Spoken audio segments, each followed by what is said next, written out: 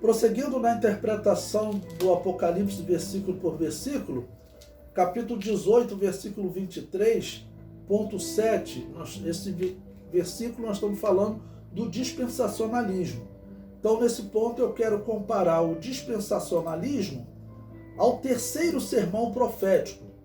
Fiz isso para vocês poderem entender a diferença dos três. O sermão de Mateus é o terceiro sermão profético. O sermão profético de Lucas foi feito ainda no templo. O Lucas 21, né? Foi feito ainda no templo, para responder à pergunta de um desconhecido, e sendo dia. Lucas encerra o seu sermão afirmando que à noite Jesus subia para o Monte das Oliveiras. Então, o de Lucas, ele está durante o dia no templo. E já o de Mateus, ele está no Monte das Oliveiras, e aí já seria até a noite. Porque Lucas diz que à noite ele ia lá para o Monte das Oliveiras. O comentário diz: e estando no Monte das Oliveiras, os seus discípulos pedem um detalhamento do que foi falado no templo. Ok?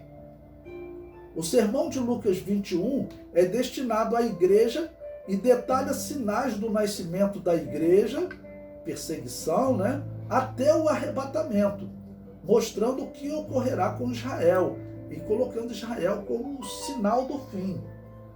O sermão de Mateus é um detalhamento da escatologia, tratando até o juízo final, que nós veremos é o juízo dos bodes e das ovelhas.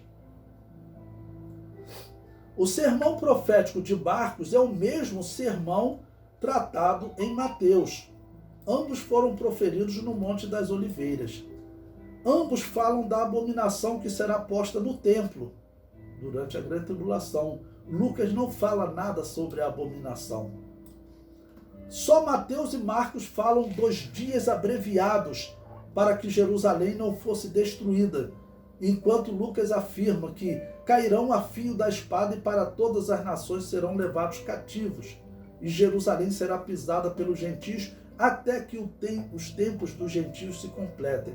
Ou seja, Lucas fala de um cerco de Jerusalém diferente do cerco de Mateus e Marcos, que é o terceiro sermão. Marcos nos acrescenta a importante informação que este terceiro sermão foi uma indagação particular de Pedro, Tiago, João e André no Monte das Oliveiras. O sermão de Lucas 21 é um diálogo ocorrido no templo. Então, nós conseguimos ver aí diferenças entre esses sermões. Não é que cada um resolveu contar uma parte, igual esses liberais querem dizer, né? Na verdade, foram sermões diferentes que Jesus fez para grupos diferentes. Um para o grupo de fariseus, um para um discípulo anônimo, pessoas que estavam ali no templo com ele, e outro para os apóstolos, ok? Outro para os apóstolos, Pedro, Tiago, João e André. E esse para os apóstolos, que é o de Mateus 24, ele é mais detalhado. Então veja, vou começar a leitura então do sermão de Mateus capítulo 24. Enquanto Jesus ia saindo do templo, aproximaram-se dele os seus discípulos para lhe mostrarem a estrutura do templo. É diferente, os outros estavam falando dos ornamentos dentro do templo, né, em Lucas 21. O versículo 2. Jesus, porém, lhes disse: não vedes tudo isto? Em verdade vos digo que não ficará aqui pedra sobre pedra que não seja derribada. Versículo 3, olha: e estando assentado no Monte das Oliveiras, veja que Lucas disse que durante o dia ele ficava no templo e à noite ele ia para o Monte das Oliveiras. E estando assentado no Monte das Oliveiras, chegaram-se a ele os seus discípulos em particular, dizendo: dize-nos quando serão essas coisas, e que sinal haverá da tua vinda e do fim do mundo. Então Jesus inicia, né, esse sermão em Mateus, ele inicia também falando da era da igreja. Veja, o versículo 4. E Jesus respondendo disse-lhe: acautelai-vos que ninguém vos engane, Porque muitos virão em meu nome dizendo, eu sou o Cristo, e enganarão a muitos. E ouvireis de guerras e de rumores de guerras. Olhai, não vos assusteis, porque é visto que isso tudo aconteça, mas ainda não é o fim. Porquanto se levantará nação contra nação e reino contra reino, e haverá fomes e pestes e terremotos em vários lugares. Mas todas essas coisas são o princípio das dores. Então vos entregarão para seres atormentados e matar-vos-ão, e sereis odiados de todas as gentes por causa do meu nome. Neste tempo, muitos serão escandalizados, e trair-se-ão uns aos outros, e uns aos outros se aborrecerão. E surgirão muitos falsos profetas e enganarão a muitos. E por se multiplicar a iniquidade, o amor de muitos se esfriará. Mas aquele que perseverar até o fim será salvo. Mas aquele que perseverar até o fim será salvo. E este evangelho do reino será pregado em todo o mundo em testemunho a todas as gentes. E então virá o fim. Observe, aqui Jesus falou da era da igreja nesse período. Basicamente, esse foi o tema de Lucas 21. Ok? Mas a partir disso, Jesus vai começar agora a falar da grande tribulação. Veja que Jesus não falou aqui de Jerusalém sendo cercado e os judeus sendo vencidos e levados cativos. Não. O sermão de Lucas falou isso. O sermão de Lucas ele tem um outro alvo. Olha, eu vou deixar profecias para você, igreja, que vocês vejam o cumprimento dessas profecias na história. Olha, a principal profecia, Jerusalém será destruída. Vocês verão Jerusalém cercada e ser destruída, e ela será pisada por gentios até que os tempos dos gentios se completem. E essa foi a mensagem de Lucas. Jerusalém será destruída. Aqui em Mateus, ele já não falou isso. Tá ok? Veja, ele diz, o fim retratado no versículo 14 é o fim da era da igreja. O sermão profético no Evangelho de Marcos, que é o mesmo de Mateus, apresenta uma interessante flexão em relação ao Evangelho de Mateus. Mateus fala do fim chegando após uma multiplicação da iniquidade. Marcos destaca o fim chegando após uma perseguição. Olha, e sereis aborrecidos por todos por amor do meu nome. Mas quem perseverar até o fim será salvo. Okay? Então, ele fala de perseguição, ou seja, é como um complemento ao Evangelho de Mateus, mas o texto ele é o mesmo. O sermão ele ocorreu no Monte das Oliveiras. O comentário prossegue. Após o fim da era da igreja e o arrebatamento, Jesus prossegue falando do que ocorrerá na terra, com destaque para a abominação da desolação que será estabelecida na metade da grande tribulação. Veja, versículo 15. Então, como nós vimos no versículo 14, ele falou do fim da era da igreja. Ali ocorreu um arrebatamento. Agora, como eu disse para vocês, esse tópico aqui, nós podemos dizer até que ele vai ser uma pregação, um texto que os 144 mil poderão usar para dialogar com os israelitas na segunda metade da grande tribulação, tentando levá-los a crer que Jesus é o Cristo. Porque ele diz, olha, quando pois virdes que a abominação da desolação de que falou o profeta Daniel está no lugar santo, quem lê que entenda. Então esse texto aqui, eu acredito que os 144 mil poderão apresentar para os judeus. Observe, olha, em Lucas Jesus falou que Jerusalém seria destruída. Jerusalém foi destruída. Jesus falou também que os israelitas, nós seríamos levados cativos. E fomos espalhados pelo mundo. Fomos espalhados pelo mundo. Isso se cumpriu. Okay? Mas também a profecia diz que o templo seria reerguido, ok? E seria colocada uma abominação da desolação lá. Que abominação é essa? Era o que o anticristo estava, através daquela aliança, tramando contra nós. Olha, eles estão falando depois da abominação da desolação. Por isso que eu digo que Mateus 24 é um sermão que ele pode ser usado como texto base para os israelitas crerem que Jesus é o Messias. Porque, olha, vocês acabaram por rejeitar essa abominação no homem que vocês pensaram que era o Messias. Isso daí foi profetizado por Jesus. O texto prossegue, versículo 16. Então os que estiverem na Judéia que fujam para os montes, e quem estiver sobre o telhado não desça a tirar alguma coisa de sua casa.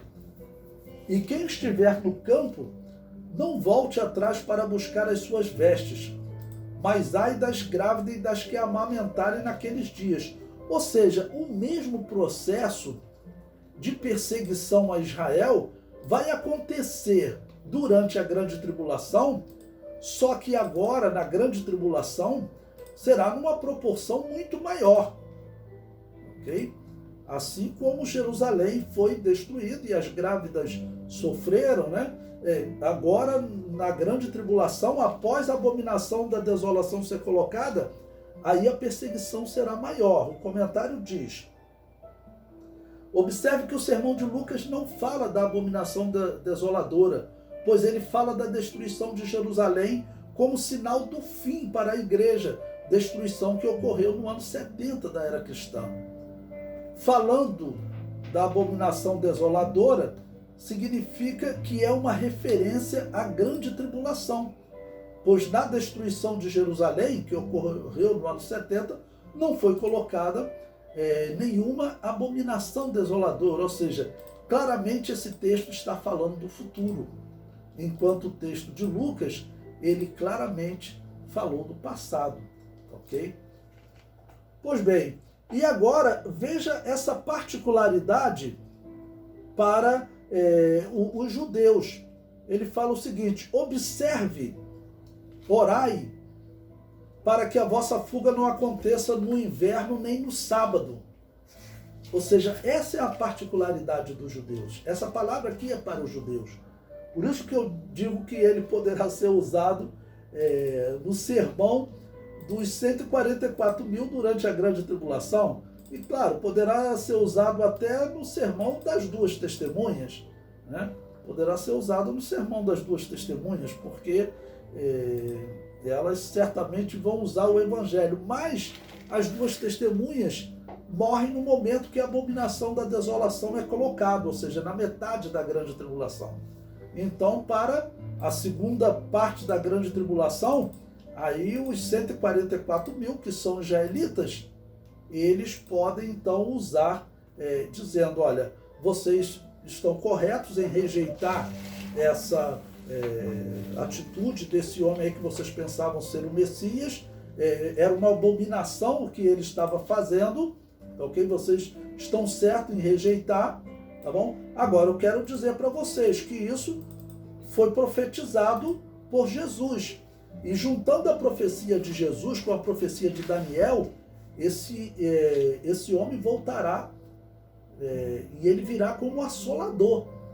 E sobre as asas da abominação, ou seja, aquela abominação vai trazer ele como assolador, para poder assolar Israel, já que ele não conseguiu convencer os israelitas a realmente recebê-lo como Messias, ele virá então como assolador, ok? E Jesus descreve então a grande tribulação, né? Porque haverá então grande aflição como nunca houve desde o princípio do mundo até agora, nem tampouco haverá jamais. E se aqueles dias não fossem abreviados, nenhuma carne se salvaria. Ou seja, o enfoque é completamente diferente do cerco de Jerusalém em Lucas. Okay? Aqui é um cerco de destruição. Lá foi um cerco que falou deles serem espalhados pelas nações até que os tempos dos gentios se completem. Aqui está falando de um cerco que, se não fosse abreviado, se Jesus não intervir, como vai intervir pela profecia, Israel seria destruído. Pensa isso aqui naquela escatologia católica do amilenismo, ou na escatologia dos protestantes que tiveram influência do amilenismo, né? Isso aqui não faz o menor sentido para eles, ok? Mas claramente Jesus está dizendo que Israel será protegido. Sim, Jesus está dizendo que a profecia de Daniel ainda vai se cumprir. As 70 semanas, ainda tem uma semana para se cumprir. E Jesus Cristo diz, mas por causa dos escolhidos serão abreviados aqueles dias, né? Jesus vai intervir, porque senão o anticristo destruiria Israel. Bom, aparecerão homens como Messias ou Cristo de Israel, né? Estarão se apresentando como sendo o Messias de Israel. Agora o versículo 23 a 26. Então, se alguém vos disser, eis que o Cristo está aqui ou ali, não deis crédito, porque surgirão falsos Messias e falsos profetas, falsos Cristos, falso Messias, né? E falsos profetas. E farão tão grandes sinais e prodígios que, se possível for, enganariam até os escolhidos. Eis que vou-lo tenho predito. Portanto, se vos disserem, eis que ele está no deserto, não saias. Ou que ele está no interior da casa, não acrediteis. Ok? Então aqui Jesus ele vai falar também, como eu disse, para que qual o Jesus que os judeus devem buscar. Tá bom? Ele vai buscar, no caso, um Jesus, que tipo de manifestação? Um homem que apareça numa casa, que apareça em um deserto? Não. Veja, o versículo 27, a forma da manifestação de Jesus. Porque assim como o relâmpago sai do Oriente e se mostra até o Ocidente, assim será também a vinda do Filho do Homem. Pois onde estiver o cadáver, aí se ajuntarão as águias. Jesus anuncia sinais no sol e na lua antes da sua manifestação no fim da grande tribulação. Veja, e logo depois da aflição daqueles dias, o sol escurecerá, e a lua não dará sua luz, e as estrelas do céu, e as estrelas cairão do céu, e as potências do céu serão abaladas. A manifestação de Jesus Cristo, então, ocorre nesse final da grande tribulação. Ok? Esse momento que Jesus Cristo vai aparecer em glória, e aí, no caso, todo olho verá, todas as nações, e também, claro, para Israel.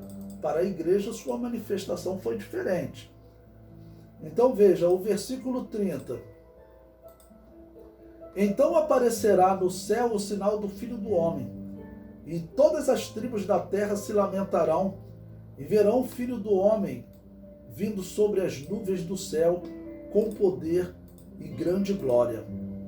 E ele enviará os seus anjos com o rijo clamor de trombeta, os quais ajuntarão os seus escolhidos desde os quatro ventos, de uma a outra extremidade do céu. Jesus usa simbologias que representam a conversão de Israel com o propósito de despertamento da igreja. Veja, aprendei, pois, a parábola da figueira. Quando já os seus ramos se tornam tenros e brotam folhas, sabeis que está próximo o verão. Igualmente, quando virdes todas essas coisas, sabei que ele está próximo às portas. E eu vos digo que não passará esta geração sem que todas essas coisas aconteçam. Mas, como eu disse, essa é uma pregação que ela pode ser feita para os israelitas durante a grande tribulação, independente de qual geração você interpreta, independente de como você interpreta a palavra geração. Ok? Nesse caso, eles poderão estar interpretando que Israel é essa geração. Tá bom? E dependendo do momento, pode ainda não ter completado 80 anos, né? Se Jesus, por exemplo, volta hoje. Prosseguindo.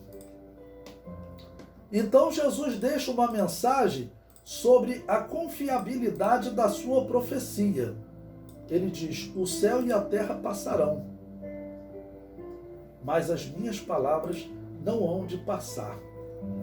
O dia e a hora do arrebatamento, Jesus afirmou, ninguém sabia, porque daquele dia e hora ninguém sabe, nem os anjos nos céus, nem o Filho, mas unicamente meu Pai.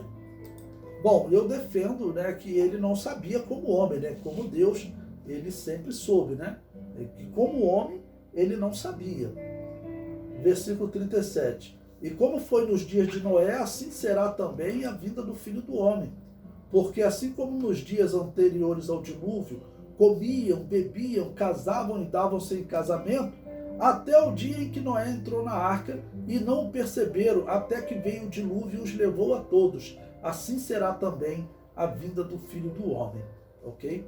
Então Jesus, como eu disse, esse é um sermão mais completo, Jesus repete um trecho do sermão relatado em Lucas 17, para falar sobre o arrebatamento, porque ele falou aqui, voltou naquele trecho de Lucas, falando da vigilância, como nos dias de Noé. Aqui está falando para a igreja. Poderá ser usado durante a grande tribulação? Sim, porque ele vai falar, olha, veja, isso foi o que aconteceu com a igreja, que agora eu estou apresentando este evangelho para vocês. Tá bom? E o que aconteceu com essa igreja? Nós não sabemos como serão as notícias daqueles que foram tirados da terra, mas veja que Jesus, ele profetizou que um grupo seria tirado da terra. Olha, Jesus repete um trecho do sermão, do primeiro sermão relatado em Lucas 17. O arrebatamento será uma surpresa. Ele diz: então, estando dois no campo, será levado um e deixado outro. Estando duas moendo, no moinho será levada uma e deixada outra. Ou seja, aquele ponto que eu falei, antes do arrebatamento, exatamente por quê? Porque não está descrevendo um período de turbulência. O exército do anticristo está cercando Jerusalém, não. Aqui está todo mundo no campo, está o casal deitado, e um é levado e o outro é deixado, tá ok? Então os momentos são realmente diferentes. O comentário prossegue. Este texto descreve um momento de tranquilidade e não combina com o pavor que estará a Judéia, hoje chamado Israel, e a cidade de Jerusalém no fim da grande tribulação. Esse descreve um momento anterior ao arrebatamento. O versículo 42 prossegue. Vigiai, pois, porque não sabeis a que hora de vir o vosso Senhor. Mas considerai isto, se o pai de família soubesse a que vigília da noite havia de vir o ladrão, vigiaria e não deixaria que fosse arrombada a sua casa. O versículo 44. Por isso estáis vós apercebidos também, porque o Filho do Homem há de vir a hora em que não penseis. Esse ponto aqui é que eu fico pensativo sobre todas aquelas questões que nós estudamos, do tempo do fim, todas essas questões, principalmente ligado aos 7 tempos determinados por Deus, porque ele indica de uma certa maneira que a volta de Jesus, pelo menos para Israel, seria no Yom Kippur, o dia do perdão. Esse seria o dia do encontro de Jesus com Israel. Ok? E a hora do sacrifício da tarde, na hora 9. Essa seria a profecia. Mas para a igreja, Jesus Cristo diz que o Filho do Homem há de vir na hora em que não penseis. Ou seja, seria mais ou menos o seguinte: as pessoas estariam pensando em uma hora. Qual seria essa hora? Um exemplo, seria o Yom Kippur na hora 9, às 3 horas da tarde.